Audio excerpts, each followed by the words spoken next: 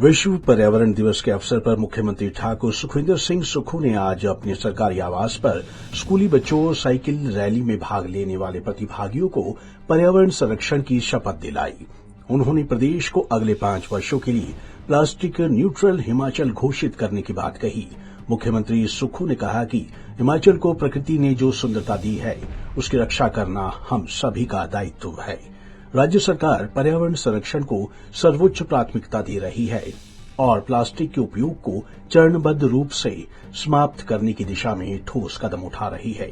उन्होंने बताया कि सरकार ने प्लास्टिक डिस्पोजिटरी स्कीम की शुरुआत की है। इस योजना के तहत प्लास्टिक की बोतलों पर QR कोड लगाया जाएगा, जिससे बोतल लौटाने पर उपभोक्ताओं को रिफंड की सुविधा मिलेगी। उन्होंने कहा कि इस योजना के अंतर्गत एकत्रित प्लास्टिक का आगे कैसे उपयोग किया जाएगा, इस पर जल्द निर्णय लिया जाएगा।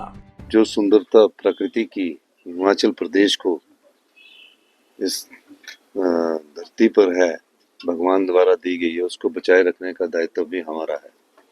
और मेरा ये मानना है कि 5 वर्ष के लिए हमने प्लास्टिक न्यूट्रल हिमाचल एक स्टेज के तहत घोषित किया है।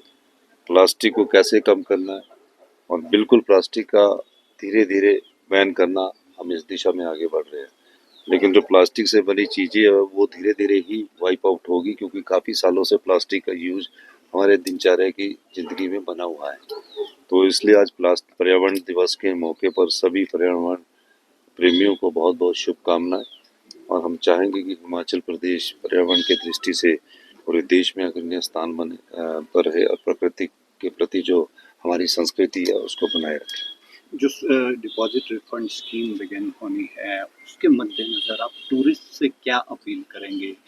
क्योंकि जैसा आप कहते हैं हिमाचल प्रदेश नॉर्थ इंडिया के लंग्स हैं, वो लंग्स बने रहें, उसको बचाए जाने के लिए। देखिए, नॉर्थ इंडिया के तो हम लंग्स है, क्योंकि हमारा फॉरेस्ट कवर 28% और 67% हमारे फॉरेस्ट लैंड है।